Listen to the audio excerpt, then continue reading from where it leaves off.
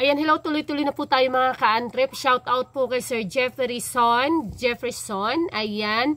Ito po ang comment ni Sir is may kinalaman ito doon sa ating previous uploaded video tungkol sa capital po. So, ang sabi ni Sir, hello. Salamat sa payo mo, ma'am. Yung sinabi mong 500,000 capital para sa mga parts, pwede po.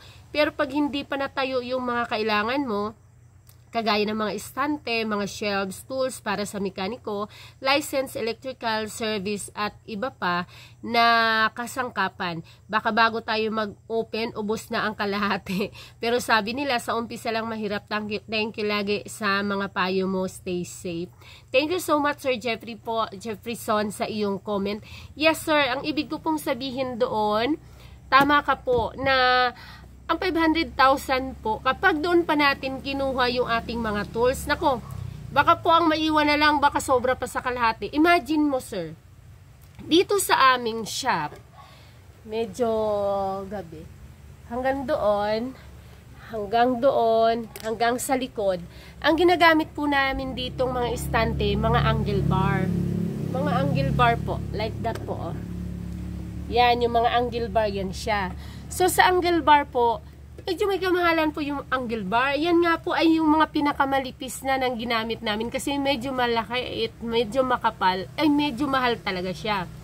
Number 2, kahit po mga angle bar at matting yung mga ginagamit namin, like yung mga ganito, hindi na po kami nagbayad ng ng welder kasi asawa ko nang nagwe-welding niyan lahat. What if po? Kasi nung nasa rota pa yung asawa ko na medyo busy siya, sabi ko ipagawa ko na lang. Parang depende sa dami ng angle bar, pagkakatanda ko 1.5. Depende, hindi yun lahat. Basta may bilang ng angle bar kung ilan yung magagawa nilang estante.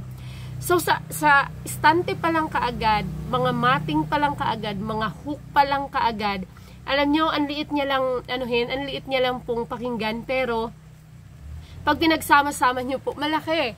Yung estante po na ganyan, na salamin, di ba po, yan, 2020, nasa 14,000 yan. So, dalawa yung ganyan ko, 14, di 28, plus kung may maliliit ka pa. So, ano pa po yun ha? 2022?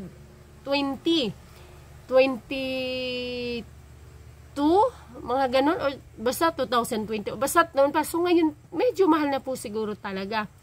Plus, the tools po. The tools, marami ka rin pong gastusin sa tools.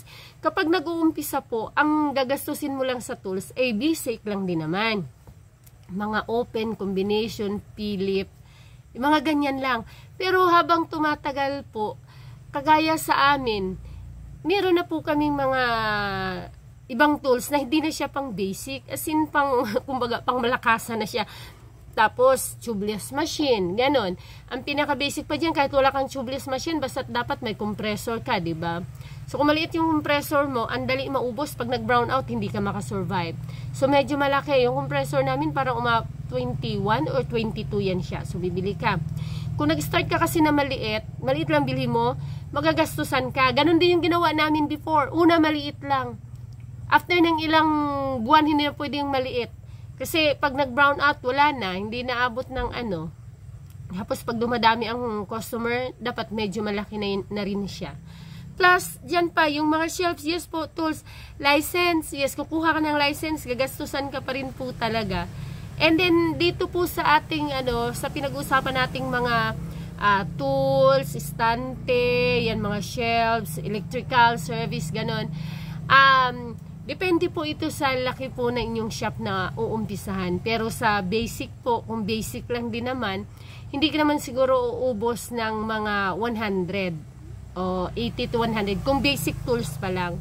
Pero kung medyo malaki na, ayan, may mga kakailangan mo pa ng mga aligning wheel, mga socket, ganon. So, hindi mo naman kailangan from the start ng mga mag-electrical, electrical wrenches ka. So, mano-mano lang muna. Tapos, kahit wala mo ng tubeless machine, ganon.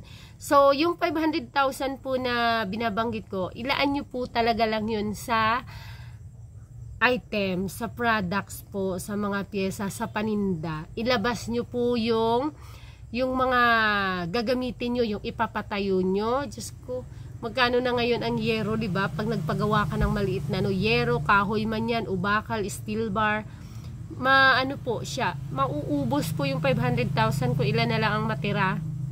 Kukunti na lang ang maging stocks mo po, no? So, yung binabanggit ko po na 500 is dapat ilaan na lang po yun sa pyesa. Isang alang-alang nyo po, halimbawa lalo na kung mag-rent pa po kayo, sa renta, alam ko may 3 months advance, may 3 months deposit. So, kapag doon mo pa siya kinuha, excuse me, ayun, naubo ako. So, 3 months advance, 3 months deposit. So, kung doon mo pa siya kukunin, malaki talaga, mababawas doon sa kapital mong 500,000, di ba? Tapos, ang mahirap po nun, kung malaki ang renta mo, buti sana kung mayroon na dyan mga tag 3,000, 5,000. Paano kung nandun ka sa city? Yan dyan, pinakamababa ay 10, 15, 20, 25, diba? Kahit na medyo maliit lang, nandyan na yun sa 7 to 10.